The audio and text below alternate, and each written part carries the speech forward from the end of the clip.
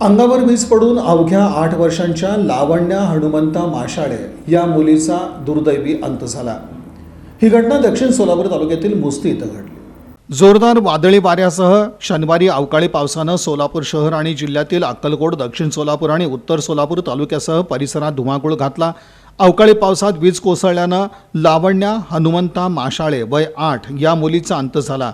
ही हृदयद्रावक घटना दक्षिण सोलापूर तालुक्यातील मुस्ती इथं घडली।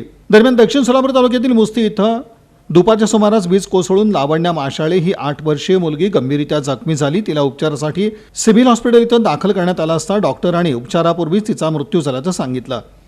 लावण्या मुंबईतील चेंबूर परिसरात FCI इथं तिच्या मातापित्यांसह वास्तव्यास होती। तिच्या मावशीचं रविवारी लग्न असल्यानं कुटुंबियांसह आजोळी आली होती।